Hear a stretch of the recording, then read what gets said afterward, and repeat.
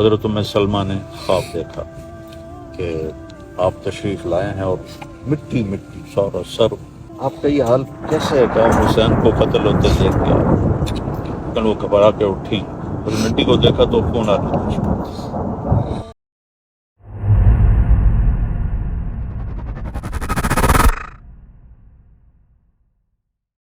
میں ان کی کمر پہ چڑھ گیا، وہ بیٹھ کے خسر پسر کرنے لگے۔ اللہ کے نبی نے سجدہ ہی لمبا کر دیا، یہ نہیں ہاتھ مار کے ان کو گرا دیا ہو، سجدہ لمبا۔ جب زیادہ لمبا ہو گیا تو صحابہ کو تشویش ہو گئی کہ فوت تو نہیں ہوگی۔ تو عبداللہ بن مسعود کہتے ہیں میں نے سر اٹھا کے دیکھا تو دونوں اوپر بیٹھے ہوئے آپس میں گٹ مٹ کر رہے تھے، کہنے کہ میں نے ہاتھ آگے بڑھایا ان کو اتارنے کے لیے، ایسے سجدے میں تھے نا، تو یہاں سے نظر آیا ایک ہاتھ آ رہا ہے بچوں کے لیے، تو آپ نے یوں کیا، ایسے چھوڑ دو کچھ نہ کہو، وہ پیچھے ہٹ گئے۔ جب تک دونوں بھائی نہیں اترے آپ سجدے سے نہیں۔ تو جب آپ نے سلام پھیرا تو دونوں کو گود میں لے کر کہا کہ ابی ہما و امی لا تذوہما، میرے ماں باپ ان پہ قربان، ان کو کبھی دکھ نہ پہنچا۔ اور یہ نہیں پتا تھا کہ دونوں وہ دکھ دیکھیں گے کہ قیامت آ جائے گی۔ اتنی بری حالت ہوئی امام حسن علیہ السلام کی زہر کی وجہ سے، آنتیں کٹ کٹ کے باہر نکل رہی ہیں۔ تو کہنے لگے اپنے بھائی سے مجھے کئی دفعہ زہر دیا گیا ہے، لیکن اس دفعہ جو زہر مجھے دیا گیا ہے اس نے میرے جگر کو چیر دیا۔ تڑپ رہے تھے آپ، تڑپ رہے تھے زہر کی اس شدت کی وجہ سے۔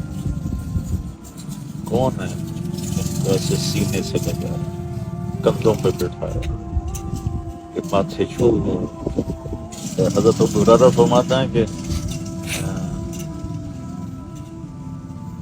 رات ہو عینی و سمعت اذنایا، میری آنکھوں نے دیکھا اور میرے کانوں نے سنا۔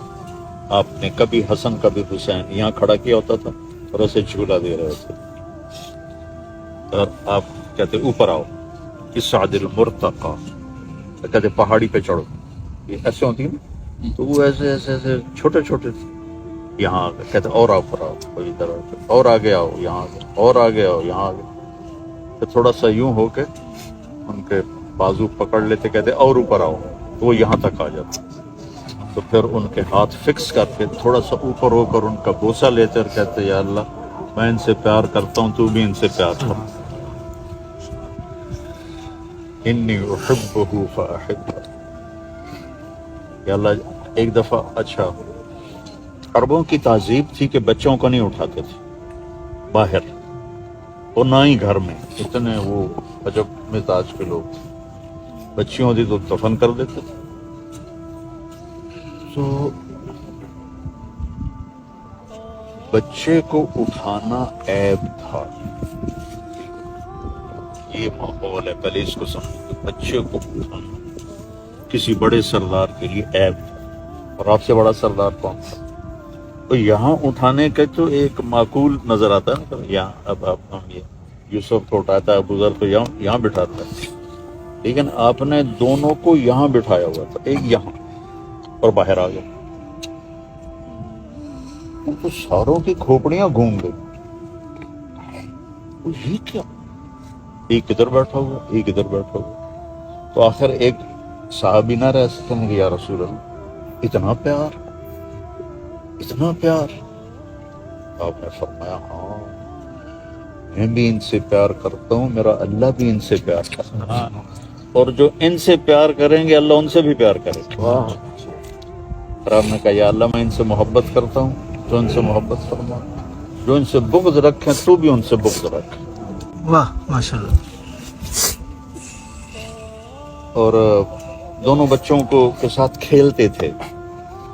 آج کل کے والدین تو بچوں کو ٹائم نہیں دیتے، کاروباری اپنے کاروبار میں پھنسے ہوتے ہیں، شام کو تھکے آ رہے آتے ہیں، اور کاروبار سارے ادھار پر ہیں، ادھار پر لیتے ہیں، ادھار پر دیتے ہیں، تو جس نے لینا بھی ادھار ہو دینا بھی ادھار ہو اس کو تو نیند آ ہی نہیں سکتی، تو سکھ کا سانس لے ہی نہیں سکتا۔ تو گھر آتے ہیں تو وہ اپنے فرسٹریشن میں ہوتے ہیں، اور ماؤں کو اپنی فضولیات ہیں، کبھی ڈرامے دیکھ رہی ہیں، کبھی میک اپ کر رہی ہیں، تو بچوں کو صرف کھانا کھلا دیا، کپڑے پہنا دیے، اسکول بھیج دیا. لیکن میرے نبی سے بڑھ کر دنیا میں کوئی ذمہ دار نہیں ہے، ان سے بڑھ کر کسی کے کندھوں پہ بوجھ نہیں تھا. بے شک. ٹھیک ہے، اور آپ بچوں کے لیے وقت نکالتے تھے اور ان کے ساتھ کھیلتے تھے. ایک دفعہ دونوں کی کشتی کرا رہے تھے، اور حسن بڑے تھے، حسین چھوٹے تھے، وہ دب رہے تھے. تو آپ کہتے حسین شاباش، حسین شاباش، زور لگاؤ. تو یہ گھر میں ہو رہا ہے، حضرت فاطمہ کے گھر. تو وہ تو ماں تھی نا، وہ بولی یا رسول اللہ آپ ساری شاباش حسین کو ہی دیتے جا رہے ہیں، حسن کو نہیں دے رہے. تو آپ نے فرمایا میرے پاس جبریل کھڑا ہے، وہ بھی حسین کو شاباش دے رہا ہے، میں بھی اسے شاباش دے رہا ہوں. تو کتنے عظیم لوگ، ہستیاں تھیں یہ. ایک زہر میں مار دیا، ایک کا گلا کاٹنا. ایک دفعہ آپ نے حضرت ام سلمہ سے فرمایا کہ آج ایک فرشتہ آ رہا ہے آسمان سے جو آج تک کبھی نہیں آیا. اس نے اللہ سے درخواست کی ہے کہ میں نبی سے ملنا چاہتا ہوں. تو وہ اللہ نے اجازت دی، تو آج مجھے ملنے آ رہا ہے، دروازے پہ کھڑی ہو جاؤ، کوئی اندر نہ آئے. تو وہ کھڑی ہو گئی. تھوڑی دیر گزری تو حضرت حسین آ گئے کھیلتے ہوئے. وہ اندر جانے لگے، انہوں نے پکڑ لیا. جب انہوں نے پکڑا تو وہ رونے لگے. وہ روئے تو انہوں نے چھوڑ دیا، وہ اندر چلے گئے. تھوڑی دیر بعد اندر سے اللہ کے نبی کے زور زور سے رونے کی آواز آئی. تو پھر حضرت ام سلمہ نہ رہ سکیں، آ کے اندر گئیں. تو آپ نے حضرت حسین کو ایسے سینے سے چپکایا ہوا تھا اور ایسے ایسے ہل ہل کے رو رہے تھے، ایسے آنسو بہ رہے تھے. ام سلمہ نے پوچھا یا رسول اللہ آپ کیوں رو رہے ہیں، خیریت؟ کہا یہ جو فرشتہ آیا ہے کہ میرے بچے کو دیکھ کے اس نے کہا ہے کہ آپ کے اس بچے کو آپ کی امت قتل کر دے گی، اور مجھے وہ مٹی دکھائی ہے جس میں اس کا خون گرے گا. تو آپ نے وہ مٹی حضرت ام سلمہ کو دی، یہ وہ مٹی ہے جس کربلا کی جس میں اس کا خون گرے. تو 10 محرم کو عصر کے وقت شہادت ہوئی. تو حضرت ام سلمہ نے خواب دیکھا کہ آپ تشریف لائے ہیں اور مٹی مٹی، سارا سر گردالو، داڑھی گردالو، کپڑے گردالو.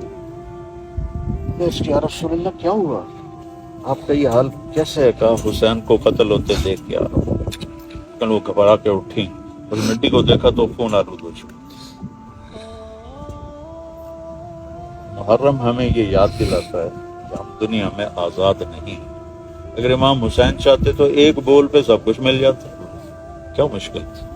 اگر کسی ظالم کی بیعت کوئی کر لے تو کوئی کافر تو نہیں ہو جاتا. یزید ظالم تھا،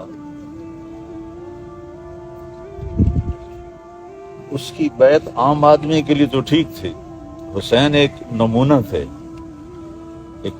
اور آل رسول تھے. انہوں نے آگے نمونہ بننا تھا. ایک پیغام دیا کہ حسین جیسی جان بھی ہونا، اس کو اللہ کے نام پہ قربان کرنا سستا سودا. ہماری تو جانوں کی کوئی قیمت ہی نہیں ہے، ہم گندگی کے کیڑے جیسے لوگ ہیں. لیکن اگر حسین جیسا، جب جنگ سے پہلے نا آنکھ لگ گئی، خیمے کے باہر بیٹھے ہوئے تھے، آنکھ لگ گئی، آنکھ کھلی تو ہنسنے لگے. تو حضرت زینب، حضرت علی کو جو اللہ نے فصاحت دی تھی نا، قوت بیان، وہ بیٹی کی طرف آیا. حضرت زینب قوت بیان کی شہزادی تھے جیسے حضرت علی. تو کہنے لگی کیوں ہنس رہے ہو، یہ کوئی ہنسنے کا موقع ہے، موت سر پہ کھڑی. تو کہنے لگے بہن ابھی اللہ کے نبی خواب میں آئے تھے اور فرما رہے تھے بیٹا میں آپ کو لینے کے لیے آ چکا ہوں، میں آپ کو لینے کے لیے آ چکا ہوں. ان کے لیے مرنا کون سا مشکل تھا. تو شمر نے کہا نا کہ ہم سب کی گردنیں اڑا دیں گے. تو حضرت امام حسین علیہ السلام نے ہنس کے کہا بالموت تخوفنی، بیوقوف مجھے موت سے ڈراتا ہے. بالموت تخوف، کیا تم مجھے موت سے ڈراتے ہیں؟ موت ہمارے لیے راحت ہے.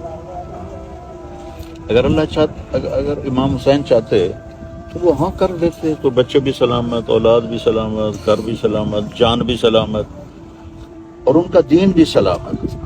ان کو تو جنت کے سرداروں کی جو بشارت ملی، آپ نے کہا حسن حسین جنت کے نوجوانوں کے سردار سردار، تو یہ بشارت ان پہ شہادت کی وجہ سے نہیں ملی تھی، وہ تو بھی ماں کا دودھ پیتے تھے اور جنت کی سرداری مل گئی تھی۔ وہ تو یزید کی بیعت بھی کر لیتے تو جنت کی سرداری کوئی مسئلہ نہیں تھا، پہلے ہی طے ہو گیا تھا سارا۔ لیکن ایک پیغام دیا امت کو۔ مولانا ابوالکلام آزاد نے لکھا ہے کہ یہ دین قربانیوں سے چلتا ہے، تو پہلی قربانی اسماعیل نے دی اور چھری کے نیچے آ گیا، لیکن اللہ نے چھری کو چلنے سے روک دیا، نہیں چلی۔ پھر دوسری قربانی حضرت عبداللہ پہ آئی، ان کے والد ان کو ذبح کرنے جا رہے تھے، تو 100 اونٹوں کو دے کر ان کے گردن سے چھری ہٹا دی گئی، لیکن چھری نے چلنا ضرور تھا۔ جب حسین کی باری آئی تو چھری چل رہا،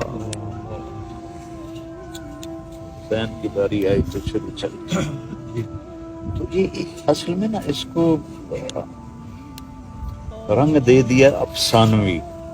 یہ تو ایک پیغام ہے کہ ہم نے زندگی اللہ رسول کی غلامی میں گزارنی ہے، یہ نہیں کہ ماتم کر لیا اور زنجیر زنی کر لی اور 10 دن جیسے ربیع الاول آتا ہے تو ہم عاشق رسول بن جاتے ہیں، اور جب محرم آتا ہے تو ہم سوگوار حسین بن جاتے ہیں، لیکن نہ کوئی زندگی بدلتا ہے، نہ کوئی اپنے قول کو بدلتا ہے، نہ فعل کو بدلتا ہے، کسی چیز کو بھی تو نہیں بدلتا۔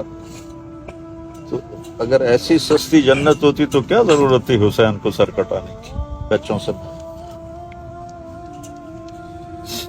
حال جگر ہے اب تو بھائیو، ہم ادھار لے کر آئے ہیں زندگی، کسی نے دی ہے ہمیں، اس نے واپس لینی ہے، تو امانت اس طرح واپس کریں۔ مجھے وہ ایک حدیث یاد آئی، آپ گزر رہے تھے تو 2 قبروں پر سے گزر رہا تو آپ نے کہا ان کو عذاب ہو رہا ہے، اور کسی بڑی بات کی وجہ سے عذاب نہیں ہو رہا۔ ایک جو ہے وہ چغل خور تھا، چغلی اور غیبت ایک جیسی ہوتی، غیبت میں صرف اس کی برائی مقصود ہوتی، اور چغلی میں ان کو آپس میں لڑانا مقصود ہوتا ہے۔ ایک کو 2 آدمیوں کو لڑا دوں، اس کو نمیمہ کہتے ہیں۔ تو غیبت ہے کہ میں وسیم کی خالی برائی اجمل کے سامنے کر دوں، اور نمیمہ یہ ہے کہ ان دونوں کو لڑانا چاہتا ہوں، کیونکہ ایک کو اس کی وجہ سے اور ایک پیشاب میں احتیاط نہیں کرتا تھا، چھینٹے پڑتے تھے۔ تو اس حدیث سے میں یہ سمجھا کہ یہ جسم میرا نہیں ہے، امانت ہے۔ پیشاب کے چھینٹے پڑ گئے تو نہیں، میری چیز ہے، اس کو ناپاک کیوں کیا؟ میری چیز ہے، اس کو ناپاک کیوں کیا؟ یہ سارا ہر شے امانت۔ یوم تشہد علیہم السنتہم وارجلہم، قیامت کے دن یہ سارا میرا بدن میرے خلاف گواہی دے گا، یہ کیا، یہ کیا، یہ کیا۔ سحقا لکم ان کن کنت اناظر، تو آدمی کہ تمہارا بیڑا غرق ہو، تمہاری خاطر تو میں یہ سب کچھ کرتا رہا، تم ہی میرے دشمن بن گئے۔ کہاں انطقنا اللہ الذی انطق کل شیء، ہمیں وہ بلوا رہا ہے جو ہر چیز کو بلواتا ہے۔ تو 1 سال اور گھٹ گیا ہماری زندگی میں سے، اور ہم قبر کے قریب 1 سال اور قریب چلے گئے۔